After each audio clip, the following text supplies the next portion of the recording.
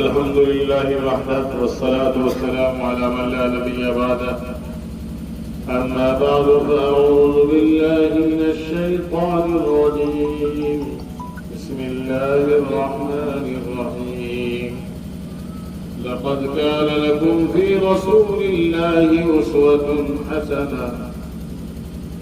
وقال عليه الصلاة والسلام: من أحب سنتي فقد أحبني، ومن أحبني كان معي في الجنة.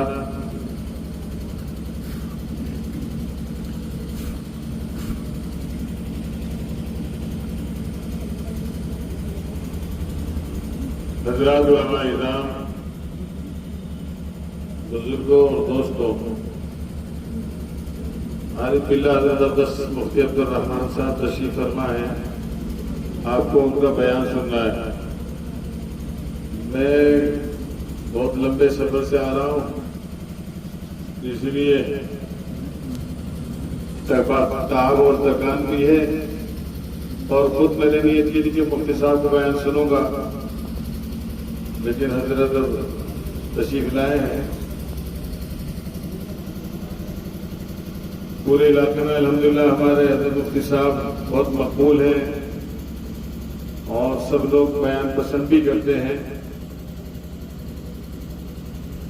میں نے ابھی تلاوت کے 3 اہم فائدے 2 اہم آداب سنائے، اور پھر قاری صاحب سے گزارش کی کہ آپ قرآن شریف پڑھ دیجیے. مہاتما صاحب، ہم ایک مرتبہ حضرت ہردوئی کے ساتھ احمد آباد گجرات میں تھے. حضرت عبدس کا بیان ہو رہا تھا، بیان فرما رہے تھے حضرت والا قرآن کی عظمت کے اوپر. ایک صاحب آئے اور چپکے سے کان میں کچھ کہا.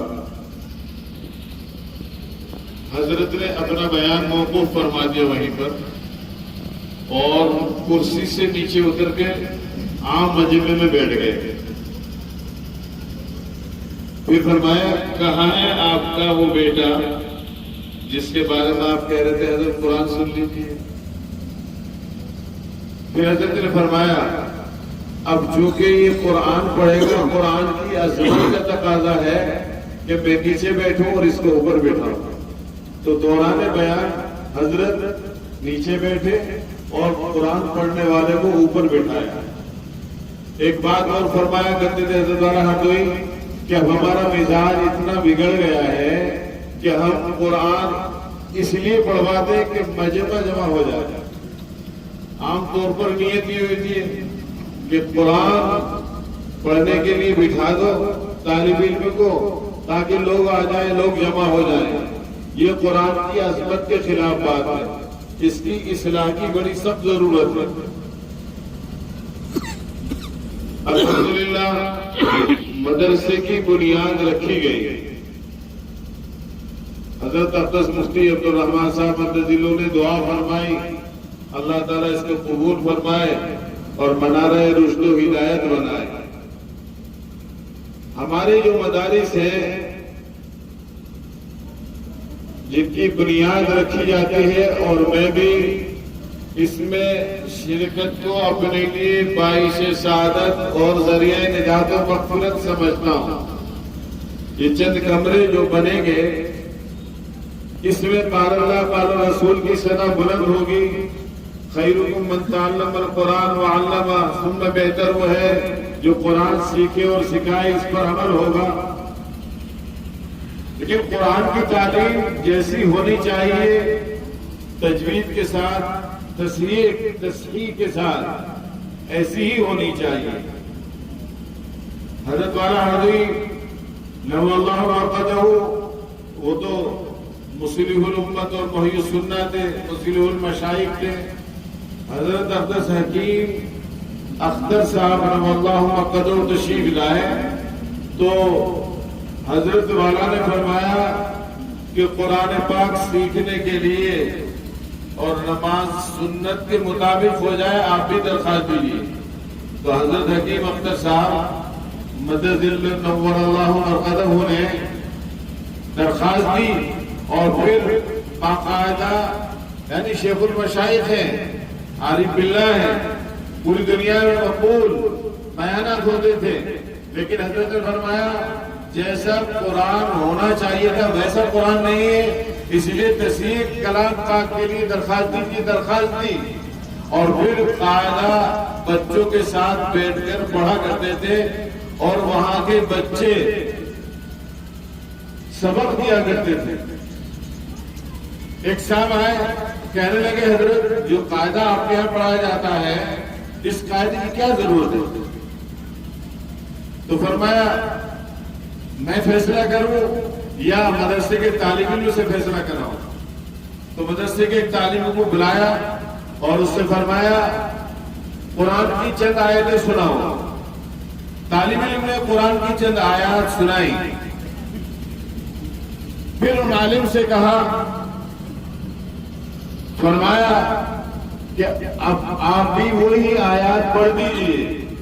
تو انہوں نے معذرت کی، حال ہمارا بھی یہی تھا۔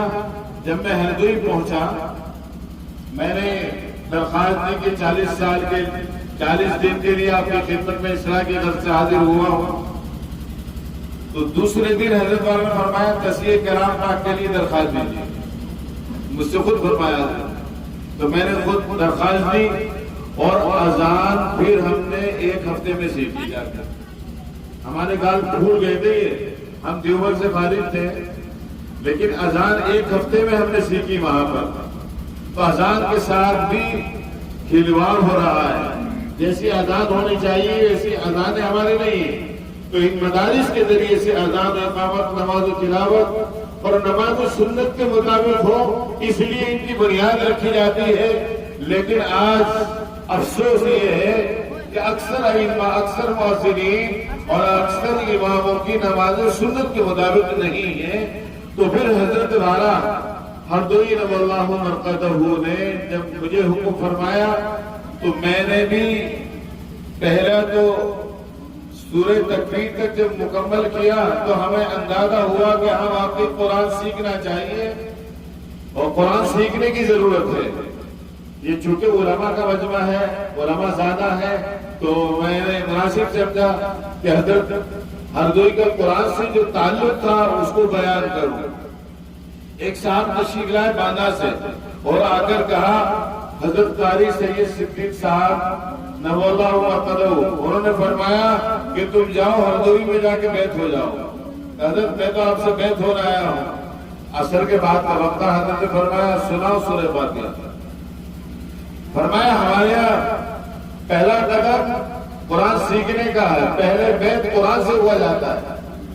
آج ہم میں سے اکثر کا حال یہ ہے کہ ہمیں نمازیں جو صورتیں ہم پڑھتے ہیں وہ صورتیں صحیح یاد نہیں ہیں۔ ہمارے علاقے میں مدرسے ہیں، ہمارے علاقے میں علماء ہیں، کثرت ہے علماء کی، لیکن ہمیں اور آپ کو اپنی سورہ فاتحہ سنانے کا وقت نہیں ملتا، سورہ فاتحہ کی اصلاح نہیں کراتے ہم نے جو مکتب میں سورہ فاتحہ سیکھی تھی آج تک اسی پر اکتفا کیے ہوئے بیٹھے ہیں۔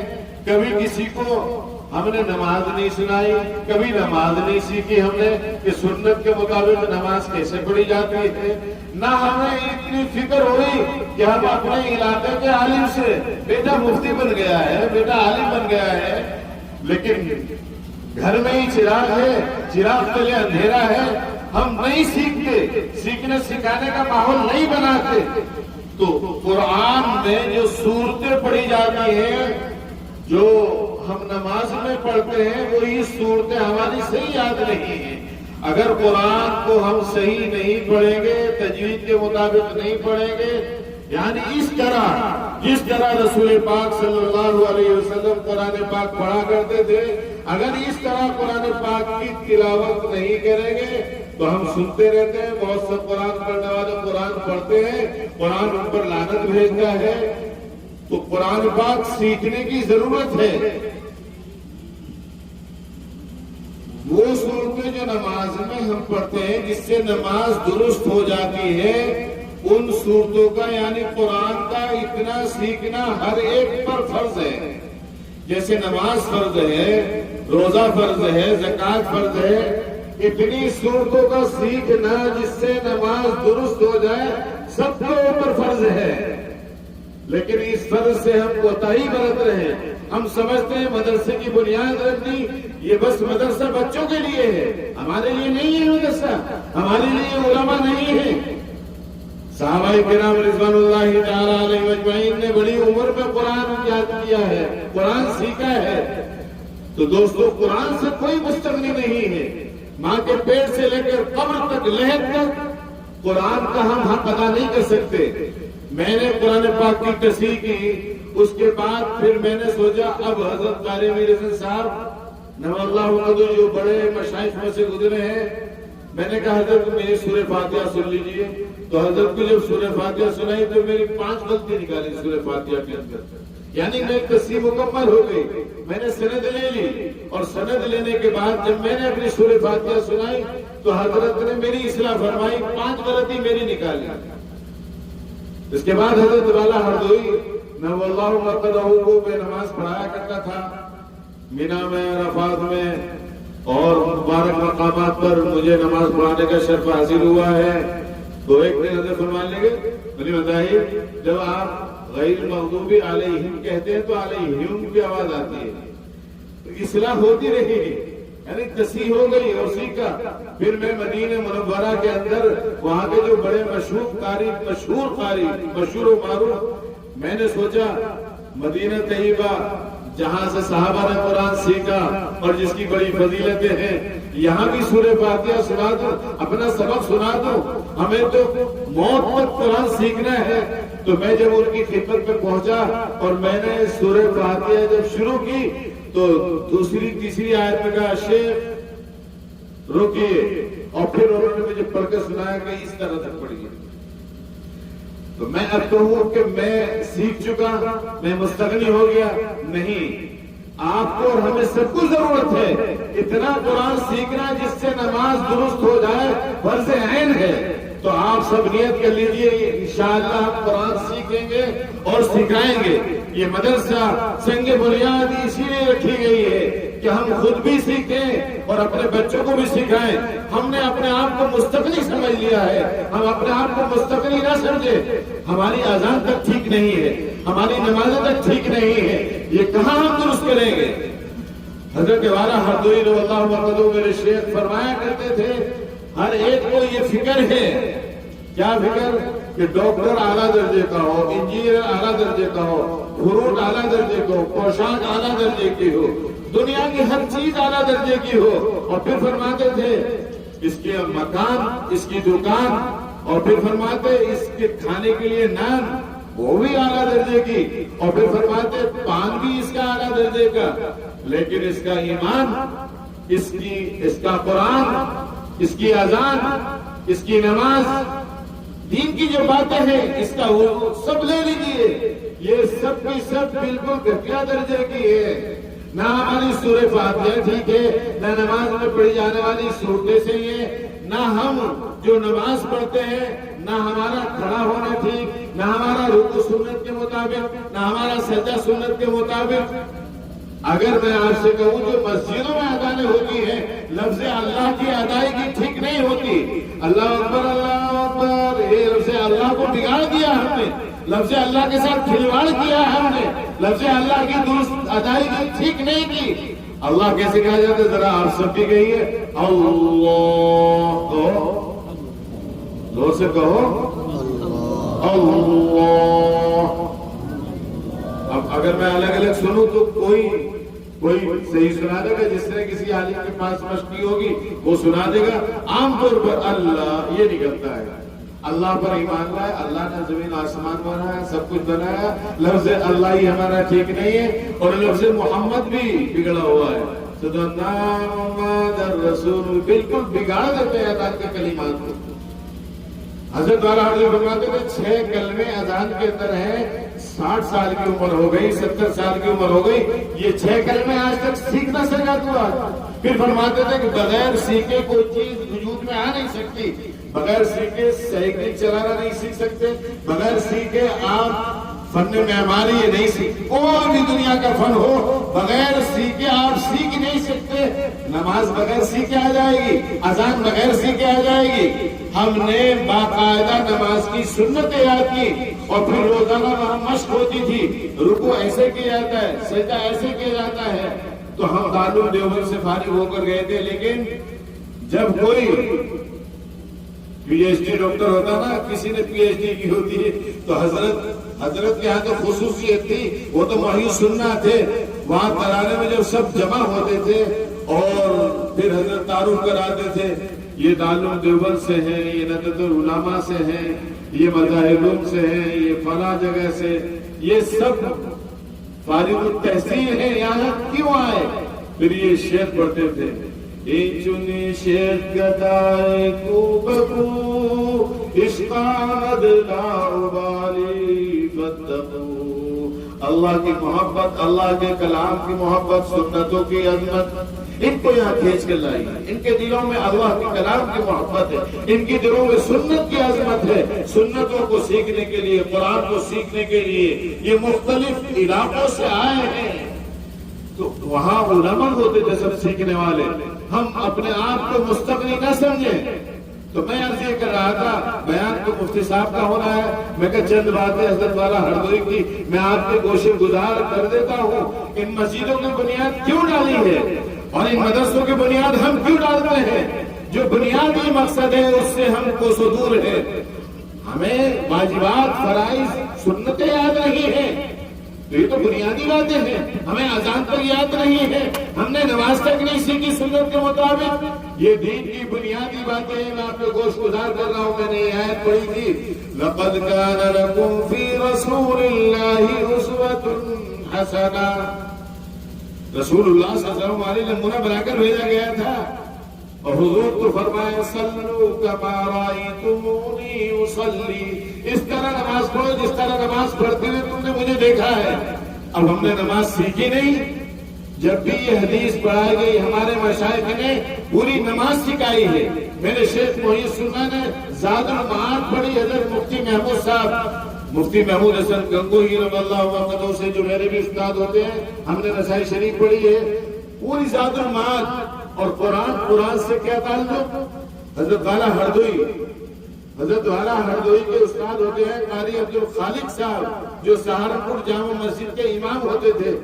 حضرت نے دل میں ارادہ کیا کہ قاری صاحب بہت مشہور ہے۔ قاری صاحب کے بھائی خالد المالک صاحب نو اللہ عنہ جو لکھنؤ میں ہوتے تھے، وہ میرے پھوپھا کے استاد ہیں، میں نے اپنے پھوپھا سے قرآن شریف پڑھا ہے بیلواس۔ تو حضرت کہ استاد قاری ان کی خدمت میں پہنچے، حضرت میں قرآن سیکھنا چاہتا ہوں۔ پڑھتے تھے سہارنپور میں، زمانہ طالب علم میں جا کے گزارے، لیکن قرآن سیکھنے کی فکر غالب ہوئی تو حضرت فرمایا کل آنا، بتاؤں گا میں کون سا وقت فارغ ہے۔ تو حضرت تشریف لے گئے۔ حضرت قاری عبدالخالق صاحب نو اللہ عنہ جو حضرت کے استاد اور شیخ القراء تھے، وہ فرمایا بیٹا تہجد کے وقت فارغ ہے اور جامع مسجد وہاں سے کتنے فاصلے پر ہے؟ آدھا پون کلومیٹر کے فاصلے پر ہے۔ بیٹا تہجد کا وقت فارغ ہے، اگر سیکھنا ہے تو تہجد کے وقت آنا پڑے گا۔ فرمایا حضرت لبیک، میں حاضر ہوں۔ قرآن پاک کی عظمت حضرت کے دل میں تھی، تو 9 سال تک قرآن سیکھا ہے حضرت نے۔ پھر مولانا شعیب صاحب فرما رہے تھے ایک مرتبہ کہ حضرت والا نے خواب دیکھا کہ قرآن مجسم شکل میں ہردوئی میں نازل ہوا ہے۔ بہرحال مجسم شکل میں نازل ہوا تو پورا فیض پوری دنیا میں قرآن کا پہنچا ہے۔ نورانی قاعدہ جو علماء کرام بھی پڑھتے ہیں، وہاں پر ہم نے بھی پڑھا ہے، شیخ المشائخ حکیم اختر صاحب نے بھی پڑھا۔ ایک بڑے مولانا تشریف لائے کرناٹک سے، میں وہی تصحیح کر رہا تھا، کہنے لگے یہ کون سا قاعدہ ہے جو پڑھایا جاتا ہے یہاں پر؟ میں نے کہا یہ قاعدہ ہے کہ یہ قاعدہ تو ہم نے لاکھوں مرتبہ پڑھا دیا ہے بچوں کو، اس کو سیکھنے کے لیے ہمیں اتنی دور سے آنا پڑا ہے۔ میں نے کہا وہ وہاں پڑھایا، لیکن یہاں سیکھنے کے لیے آپ کو 2-3 دفعہ رونا پڑے گا۔ کہہ رہے کیسے رونا؟ میں نے کہا آپ شروع تو کیجئے۔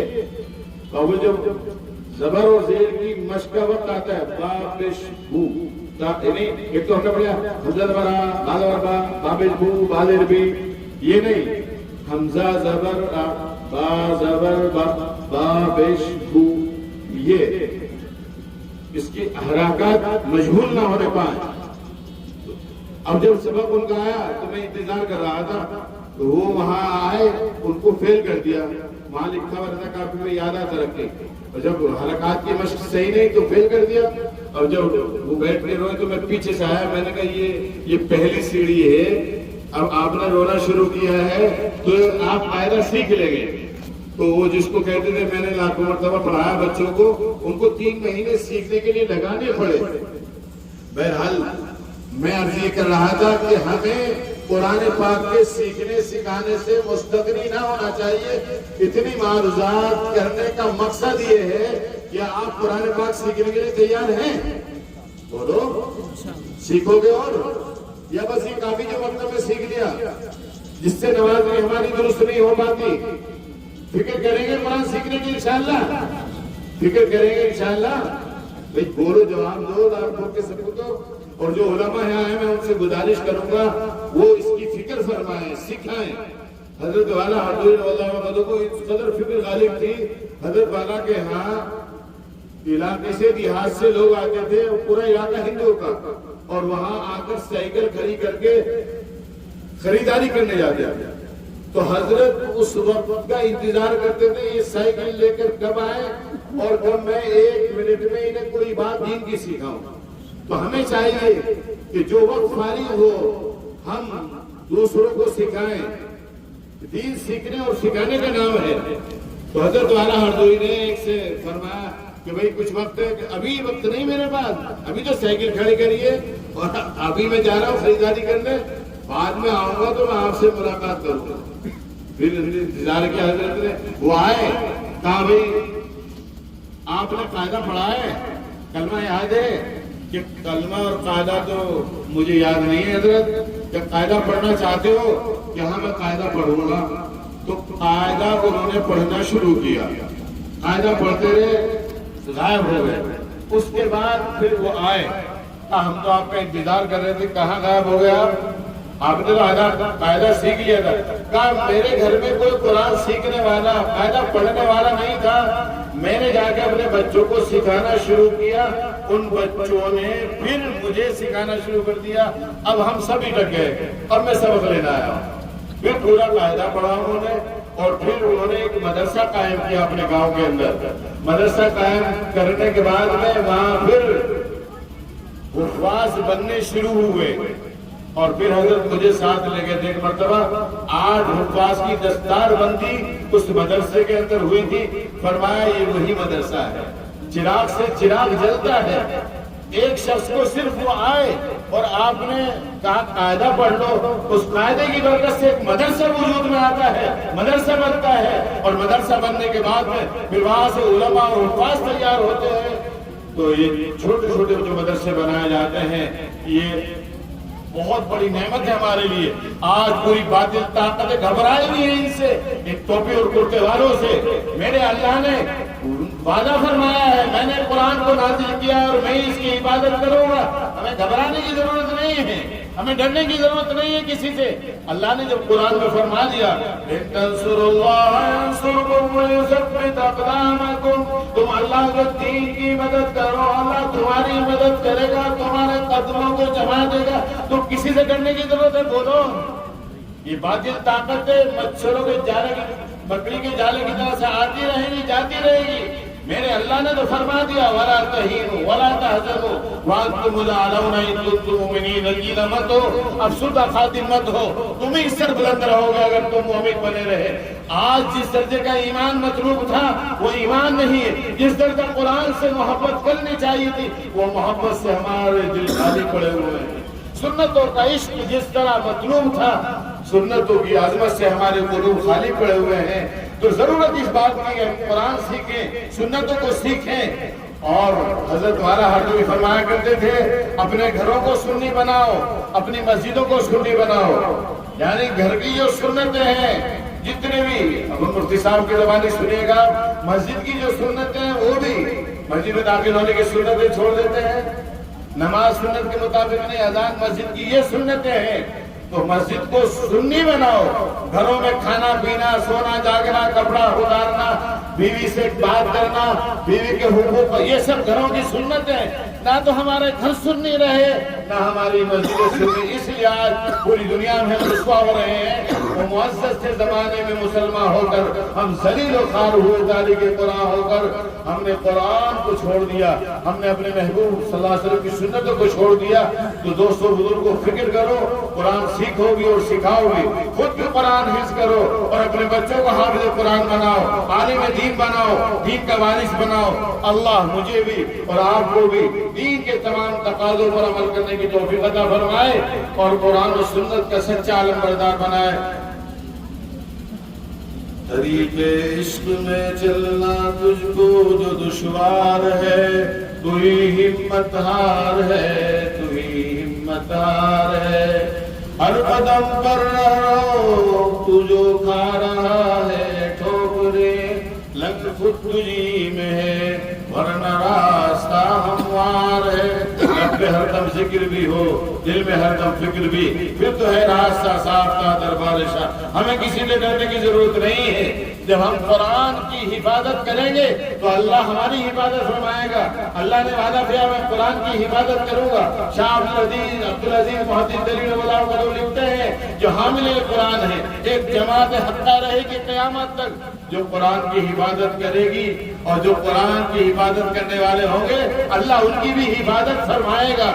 اللہ مجھے اور آپ کو قرآن کی حفاظت کرنے کی اور دین کی نصرت کرنے کی توفیق عطا فرمائے اور قرآن کی حفاظت کے لیے، قرآن کو سیکھنے سکھانے کے لیے ہم سب کو قبول فرمائے.